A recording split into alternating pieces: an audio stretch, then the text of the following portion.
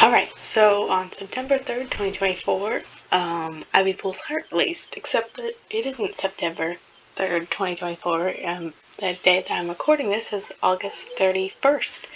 So that's interesting. I apparently got the book 5 days early, so I read it a few days ago. So that's super cool. But this is just a really, hopefully quick review of this really insane book because I did enjoy reading it, but I also sat there a lot of the time just going, what on earth is happening? So just beware if you haven't read the book yet, which most people probably haven't at the day I'm posting it. This does contain spoilers, so if you're good at that and want to know what happens, then keep watching. If not, then maybe just watch this after you've read the book. Alright, so first, the cast of characters. We have the depressed deputy, the main character for Ivypool, and we have Icewing, a very cool grandmother who somehow gets even cooler in this book. We have Whistlepaw, the innocent doctor child of a vision, and the depressed deputy's family, Doubling and Rootspring, who I guess Rootspring technically isn't, but they act this way in the book anyway. So basically, the first thing that happens is the 5 characters go to a farm, and nothing really all that interesting happens there. Someone mentions Warrior Clan, that's interesting. And later on, they meet these 2 random children, Slate and Beach, and oh, they are just so cute. They absolutely deserve the world. They're adorable. They're probably the best part of the book. They're only in it for a few chapters, but they're so cute. So that's fun. And these 2 are from the sisters, apparently. They were kicked out at 6 months because they're Toms. And then later on, the cats get lost, and so Slate and Beach take them to the sisters, and the sisters give them directions, and the sisters mention the cats of the park because the writers mention a lot of Easter eggs in this book for some reason. So anyway, that's mildly interesting. Then the cats go camping, and okay, like some weird stuff happens, some funny stuff happens, like Whistlepaw gets kidnapped for a few seconds by a human, and they have to get her out of a car, and I don't know, random stuff happens. It's okay. I'm still wondering as I'm reading this, okay, when's the plot happening? But there's more. Then they go to the beach, and a lot of other random stuff happens there, like they get chased by seagulls, and that's pretty funny. There's a lot of chasing by seagulls there. They meet some other random cat named Jake, which was a little weird, but I guess it's a common name. And they get chased by crabs, and they've never seen crabs before, and okay, yeah, cool. I mean, it's all funny and interesting, but it was literally halfway through the book and we hadn't even gotten to the actual plot yet. So anyway, finally the plot kicks in about halfway through the book, and Whistlepaw's vision takes them to, I think, the circus. It's a bit unclear. Sometimes it's hard to decipher what the place actually is based on the cat's way of looking at it, but I think it's a circus because there was mentioned there's big gray animals and tall spotted yellow ones. I'm like, all right, elephants and giraffes, they're in these cages, and apparently there's this 2-legged who's really horrible to these people. I mean animals. And so yeah, it could be a zoo or something, but I don't know, it just gave me more of a circus vibe. So they go to the circus. These guys are just going on a big long vacation, so now they're at the circus. And finally we meet, the strange creatures that everyone's been wondering about from the synopsis, and they're just called wildcats. So that leaves questions of, well, there's a lot of different kinds of wildcats. What kind of wildcats are these? They have kind of weird names, like Sleek Purr and Tumble Pounce or something like that. So they're okay, I guess, but I read the book. I don't even know what these creatures are. The best thing I could come up with is maybe they're lynxes, because they're mentioned as being striped and only a little bit bigger than the cats. So maybe they're lynxes. Lynxes are pretty cute. It'd be weird that they wouldn't mention that their tail is bobbed like that if they are lynxes. So I read the book. I still don't even know what the strange creatures are, so I don't know how anyone else is going to figure it out. But I'm just going with lynxes for this, so let's just say they are. So anyway, they meet some lynxes. They got weird names. One of them's pregnant. So that's interesting. And the funny thing about it is they can still understand each other because they're both felines, I guess. So that's interesting. So basically, then we get to the plot. And the 5 or 4 cats, except Dovewing, she stays outside for some reason. They all go in this, like, magical tree or something, like a magical hollowed out tree. And that's interesting. It was how the wildcats, before they got captured by humans, talked to their ancestors. So I'm like, alright, whatever. So they go in this magical tree thing, and we get suddenly a whole bunch of new lore just dropped on our heads. So they meet this cat named Gale Star, and basically we learned there's another clan, and we're like, what? Is this 2006 or whenever Sky Clans and Destiny and Firestar's Quest came out? Like, is this that time all over again? But yes, there's another forgotten clan that everyone forgot about, but this one's a little different this time. So this clan is called Storm Clan. So what's up with Storm Clan? So Gale Star just dumps a ton of information on her head, like it almost goes on a chapter long, and she just tells this to all these random cats who just showed up.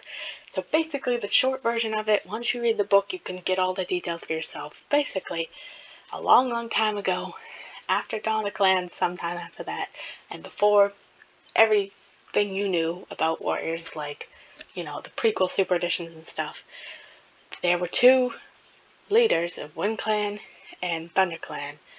One of them's name was Gale Star, one of them's name was Stripe Star. And apparently they fell in love, and that's kind of a big thing. And they tried to deny their feelings for a while, but eventually they decided to merge their clans, Wind Clan and Thunder Clan, and apparently wind and thunder makes a storm. So they call it Storm Clan. And like, what on earth? So anyway, this happened apparently, and the other clans, Sky Clan was still there at that point, were all skeptical of this, and, they thought they were going to overpower the other ones and stuff.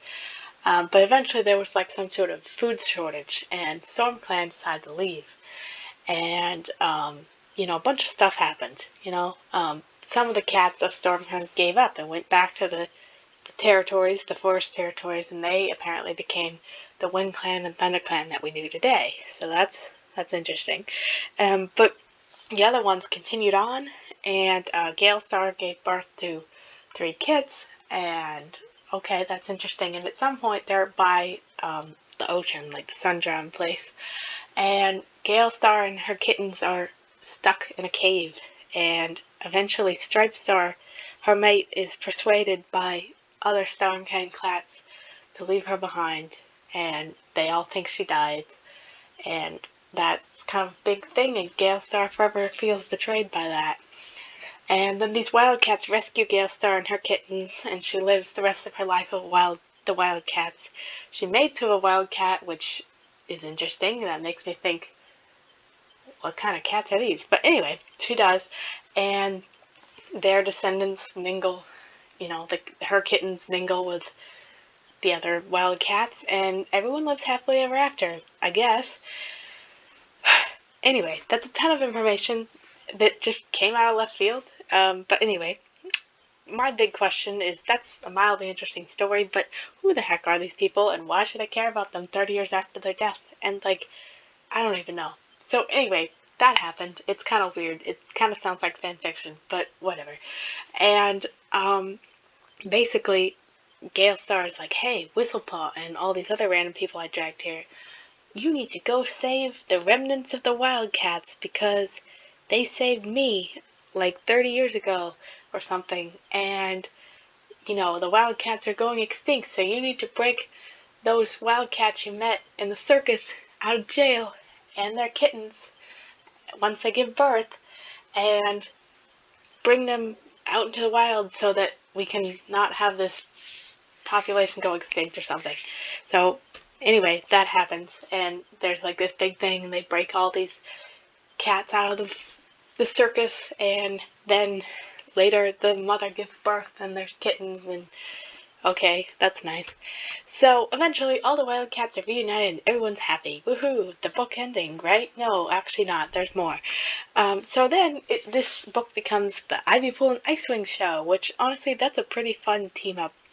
I never would have expected Ivypool and Icewing to be friends, but they're super fun, so I like them. Anyway, so then the book becomes about them, and at some point they have a nightmare about Frostpaw and RiverClan being destroyed, and RiverClan being covered in blood, and Frostpaw dying, and tell them that it's too late. And I'm like, oh my gosh, you better not kill my Frostpaw. But anyway, so that was interesting. It's more info about what's happening back home than I thought we'd get.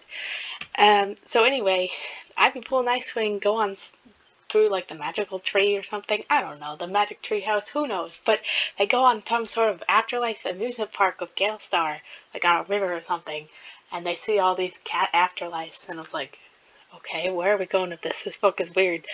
But anyway, they make it a Star Clan even though they're not dead, and kind of like a Squirrel Fights Hope thing, but they aren't even injured. They just end up there somehow.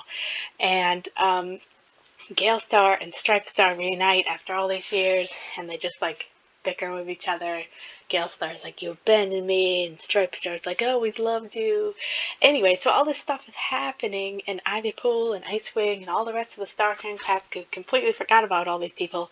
Are just kind of like standing there awkwardly watching these two just duke it out. So yeah, that's kind of a weird climax. So anyways, all that happens, and that's interesting. And then Tallstar and Riverstar and some other people like suddenly start like dropping a bunch of hints about stuff in the last chapter, like oh, remember what you learned here, it's going to be important, and I'm thinking like, does that relate to the River Clan leader crisis? Does it relate to Arc 9?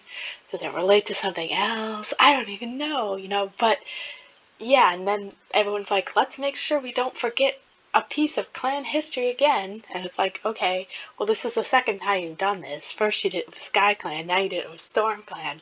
What else are you forgetting? I don't know. So anyway, then everyone reunites, and Ivypool and everyone else go home, and Ivypool accepts that Bristlefoss will always be with her, and yay, good for her. So anyway, then the book's over, and we don't hear what's happening back in the Lake territories, unsurprisingly. So then, that was a lot of talking. Then we're left to wonder, what on earth is this story? Like, it was a really weird story reading it. It was, I looked like that little cat there, sitting there with a question mark, reading the whole time. I mean, it was kind of interesting. Like, I didn't hate it. I wouldn't say it's bad. It was just weird, like it just went on such a side tangent all of a sudden, I guess we'll know what Super Edition 18 will be about. It'll probably be like Galestar's decision or something like that, so okay, I don't know if I really care about Galestar, but I mean, she's okay, I guess. Like I said, this is just a weird side tangent to suddenly introduce, almost at the end of a Starless Clan. Like, it's like, what does this have to do with anything, really? Like, all these people are long dead, and suddenly, it's crucial that we save the population of the Wildcats 400 miles away from the entire story. Like, I don't know. I don't know what the editing team was doing here. They just randomly introduced a bunch of new lore all of a sudden. But that's okay, I guess. It's kind of random, mildly interesting. I guess it could go to an interesting spot, but I wasn't that impressed. Now I'm not sleeping kitty. I'm like, alright, well, that was nice. Can we get back to Frostpaw now? Like, honestly, I don't really care about, all this stuff. It seems okay, Wildcats are kind of interesting, and, merging clans is interesting, but, like, it happened such a long time ago. Why is it suddenly relevant now? I don't know, but anyway, can we get back to Frostpaw now? Yep. So thanks for listening to my review of Ivypool's Heart. It was a book. It was a pretty unhinged book, but, it was a book nonetheless. I'm excited for it to officially come out so we can hear what others think about it. But yeah, thanks for watching, and I'll see you later. Bye.